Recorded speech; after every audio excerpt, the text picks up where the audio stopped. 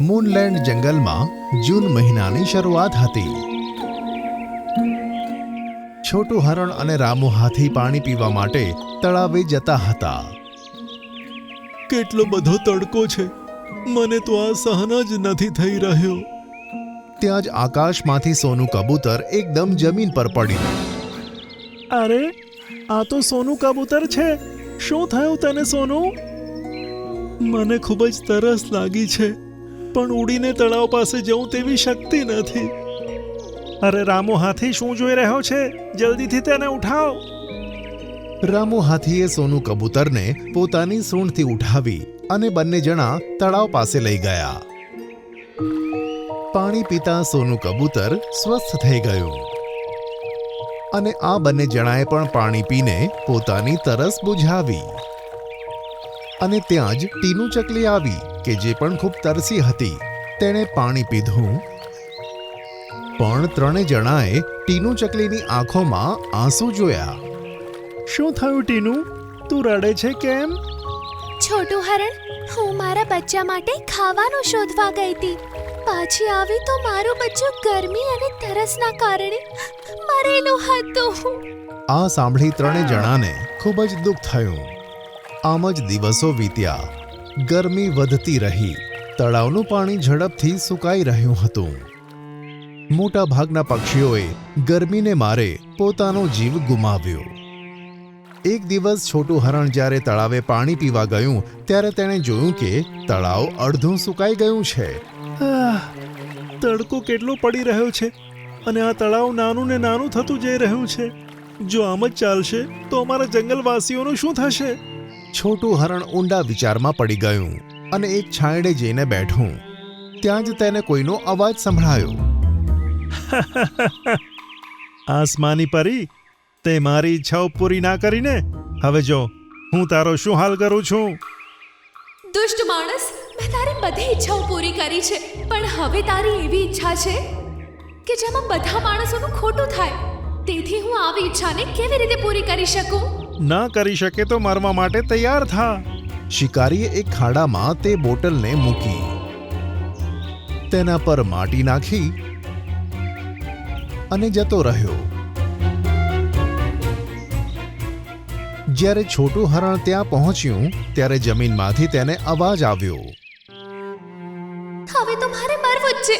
આ જંગલમાં મારી મદદ માટે કોઈ નથી આવતું અને મને કોઈ નથી સાંભળતું. છોટું હરણે પોતાના પંજાની મદદથી તે જગ્યા ખોદી અને બોટલ દેખાવા લાગી. ડર નહીં પરી, જ્યાં સુધી હું છું તને કંઈ જ નહીં થાય. છોટું હરણે બોટલનું ઢાંકણું ખોલ્યું અને આસમાની પરી તેમાંથી બહાર આવી અને પોતાના આકારમાં આવી ગઈ, પણ તે ઊભી થઈ શકતી ન હતી. આસમાની પરી, તું ઊભી કેમ નથી થઈ શકતી? છોટું હરણ, દરેક પરીને જીવતા રહેવા માટે દર 7 દિવસે 3 ચમેલીના ફૂલ ખાવા પડે છે. અને આ દુષ્ટ માણસે મને છેલ્લા 6 દિવસથી આ બોટલમાં નાખીને રાખી છે. તેથી હું કમજોર થઈ ગઈ છું. હું ઉડી નથી શકતી અને મારો જાદુ પણ કામ નથી કરી રહ્યો અને હવે હું મરવાની છું. તો પછી બતાય, હું તને કેવી રીતે બચાવું? શું ચમેલીના ફૂલ લાવીને આપું? હા, જો તું સાંજ થતા પહેલા લઈ આવીશ તો હું બચી જઈશ. મને ખબર છે ચમેલીના ફૂલ ક્યાં ઉગે છે. હું હમણાં જ તેને લાવું છું. છોટું હરણ ત્યાંથી જતું રહ્યું. મને ખૂબ જ તરસ લાગી છે. પહેલા પાણી પી લઉં, પછી જ આગળ જવાની હિંમત આવશે. છોટું હરણ તળાવે પહોંચ્યો ત્યારે તળાવનું પાણી વધારે સુકાઈ ગયું હતું. રામુ હાથી, ઝરખ, શિયાળ અને ઘણા બધા જાનવર ત્યાં બેઠા હતા, પણ બધાની હાલત ખૂબ ખરાબ હતી. અરે, તમને બધાને શું થયું છે? અમને બધાને ખૂબ જ તરસ લાગી છે, પણ જે રીતે તળાવનું પાણી સુકાઈ રહ્યું છે ને, અમે વિચાર્યું કે અમારા આખરી શ્વાસમાં જ પાણી પીશું. જો અમે પાણી પીશું તો બીજા જાનવરો તરસથી મરી જશે. મને પણ એ જ લાગે છે કે હું પણ મરવાનો છું, પણ મરતા મરતા હું કોઈનો જીવ બચાવીને જઈશ. આમ વિચારી છોટું હરણ પાણી પીધા વગર જ જતું રહ્યું કારણ કે તે ઈચ્છતું હતું કે તેના કારણે તળાવનું પાણી ખાલી ન થાય. તડકો ઘણો હતો અને છોટું હરણ પહેલાથી જ તરસ્યું હતું, તેથી તેને દોડવામાં ઘણી તકલીફ પડતી હતી. આ બાજુ આસમાની પરી પણ મરવા માટે તૈયાર હતી અને બીજી બાજુ જંગલના બધા જાનવર. એવામાં છોટું હરણના મગજમાં ઘણી બધી વાતો ચાલી રહી હતી. અડધો કલાકની મુસાફરી પછી તે એક બગીચામાં પહોંચી ગયો. ઘણું શોધ્યા પછી તેને ચમેલીનો છોડ મળી ગયો. ભગવાનનો આભાર કે ચમેલીનો છોડ મળી ગયો. તેણે થોડા ચમેલીના ફૂલ તોડ્યા અને ત્યાંથી ભાગ્યો. તેના શરીરમાં ખૂબ જ અશક્તિ આવી ગઈ હતી. છતાં પણ પરીનો જીવ બચાવવા માટે તેણે ઘણી હિંમત બતાવી અને તેની પાસે પહોંચી ગયો. આ લે પરી, હું ચમેલીના ફૂલ લઈ આવ્યો. અને પછી પરીએ મરેલી અવાજમાં કહ્યું કે લાવ, મારા હાથમાં આપી દે. છોટું હરણે ચમેલીના ફૂલ પરીના હાથમાં આપ્યા.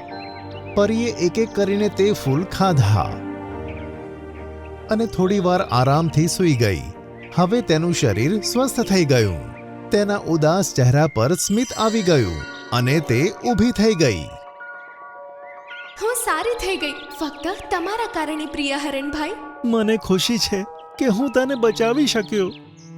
આમ કહેતા કહેતા છોટું હરણ જમીન પર પડી ગયું. અરે છોટું હરણ, આ તને શું થયું? હું સવારથી તરસ્યો છું. તળાવ સુકાઈ રહ્યું છે અને બધા જાનવર તળાવની પાસે છે. તે બધા જીવતા રહી શકે એટલે મેં તળાવનું પાણી ન પીધું. અરે પ્રિય હરણ, તું તો ખૂબ પરોપકારી છે. પણ તું હવે જરાય ચિંતા ના કરીશ, હું બધું સરખું કરી દઈશ. આમ કહીને પરીએ પોતાની જાદુઈ લાકડી ફેરવી અને બંને જણા તળાવ પાસે પહોંચ્યા કે જ્યાં બધા જાનવર ખૂબ જ ખરાબ હાલતમાં પડ્યા હતા અને હવે તળાવ પૂરી રીતે સુકાઈ ગયું હતું. છોટું હરણ, તું આવી ગયું. ચલો, સારું થયું. હવે આપણે એક સાથે આ દુનિયામાંથી જઈશું. તેવું કંઈ નહીં થાય પ્રિય મિત્રો. પછી પરીએ પોતાની જાદુઈ લાકડી ફેરવી ત્યાં તો તળાવ આખું પાણીથી ભરાઈ ગયું. જેને જોઈ બધા ઊભા થઈને પાણી પીવા લાગ્યા. પાણી પીતા જ બધાના જીવમાં જીવ આવી ગયો અને તેમના ચહેરા ખીલી ઉઠ્યા. આસમાની પરી, તારા કારણે જ આજે અમારા બધાના જીવ બચ્યા. તારો આભાર કેવી રીતે માનીએ અમને ખબર નથી પડતી. ના, મારો જીવ છોટું હરણે બચાવ્યો છે, તેથી જ હું તમારા બધાનો જીવ બચાવી શકી. તારો ખૂબ ખૂબ આભાર દોસ્ત. અમે બધા ખૂબ જ નસીબદાર છીએ કે આપણા જંગલમાં તારા જેવો એક પરોપકારી સભ્ય પણ છે. સાચું કહ્યું. અને હજુ એક વાત હું તમને લોકોને કહેવા માંગુ છું. આ તળાવ હવે ક્યારેય નહીં સુકાય. આખા દિવસમાં જેટલું પણ પાણી તમે વાપરશો તેટલું પાણી રાતભરમાં ત્યાં પાછું ભરાઈ જશે. અરે વાહ, આ તો બહુ સરસ થયું. આમ કહી બધા જાનવર તળાવમાં કૂદી પડ્યા અને મજાથી નહાવા લાગ્યા. છોટું હરણ અને પરી તે બધાને જોઈને જોર જોરથી હસવા લાગ્યા.